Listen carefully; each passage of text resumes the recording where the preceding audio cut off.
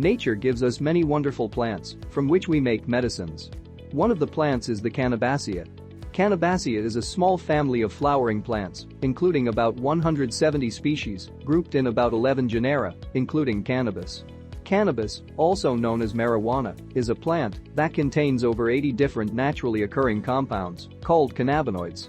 Two well-known cannabinoids are cannabidiol, CBD, and tetrahydrocannabinol, THC. Certain cannabis cultivars and parts of the cannabis sativa L plant are marijuana. Marijuana is controlled under the Controlled Substances Act, CSA, in the U.S. since 1970. And marijuana is listed in Schedule 1 of the CSA due to its high potential for abuse. The abuse is attributable, in large part, to the psychoactive intoxicating effects of THC and the absence of a currently accepted medical use in the United States. In December 2018, the Agriculture Improvement Act of 2018 passed by the Congress, also known as the Farm Bill, removed hemp from controls under the CSA.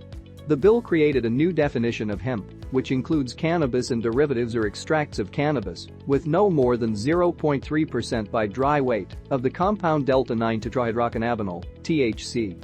Hemp is no longer a controlled substance under federal law. The Drug Enforcement Administration, DEA, is the leading federal agency for regulating controlled substances. Although hemp is no longer a controlled substance under federal law, raw materials used to produce hemp may still be controlled substances. If cannabis or cannabis-derived compound used for production of hemp exceeds the threshold of 0.3% delta-9 THC by dry weight, activities related to growing and manufacturing cannabis and to production of cannabis-derived compound during research and development of an investigational drug for FDA must also comply with CSA and DEA requirements. Many hemp products are currently marketed for their therapeutic effects in treating certain medical conditions, including AIDS wasting, epilepsy, neuropathic pain, spasticity associated with multiple sclerosis, cancer, and chemotherapy-induced nausea. From the FDA perspective, a drug is any product that is intended to diagnose, cure, mitigate, prevent, or treat a disease, or any product, other than food, intended to affect the structure or any function of the body. This means any product, including one that contains cannabis or a cannabis-derived compound, marketed with a claim of therapeutic benefit or with any other disease claim, is considered a drug that is not generally recognized among experts as safe and effective for use under the conditions prescribed, recommended, or suggested in the labeling thereof. Is a new drug under the FDA Act and must be approved by the FDA for its intended use before it may be introduced into interstate commerce. As part of drug development, sponsors may conduct clinical trials under an investigational new drug IND application to determine if a drug is safe and effective for a particular intended use. The IND application provides a mechanism for those developing a new drug to conduct studies and ship their proposed drug to clinical trial sites. The data obtained from these studies may later become part of a new drug application, NDA, which is then used to formally propose that FDA approve a new drug for sale in the United States. Entities submitting an IND are referred to as sponsors or investigators, while those submitting an NDA are referred to as applicants.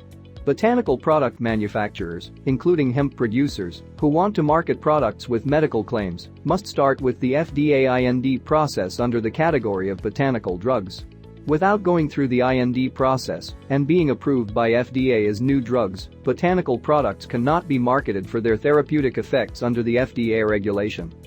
The American Botanical Drug Association, ABDA, helps manufacturers develop botanical products to U.S. prescription botanical drugs. In conducting cannabis INDs, sponsors should pay attention to following issues. First, sponsors should adequately characterize cannabis and cannabis-derived compounds via a chemical fingerprint. This is critical to ensuring batch-to-batch consistency and achieving manufacturing quality consistency. Second, sponsors should describe all analytical methods used, including justification of departures from compendial or other standard methods. Those tests are: tests for residual pesticides, including any pesticides routinely used.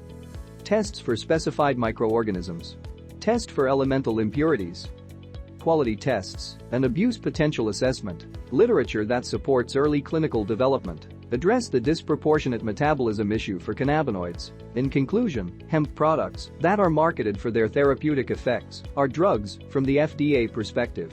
FDA requires that cannabis and cannabis-derived products with medical benefits go through the FDA Botanical Drug IND process. The American Botanical Drug Association, ABDA, helps botanical product manufacturers develop safe and effective prescription botanical drugs through the US FDA Botanical Drug Regulatory filing.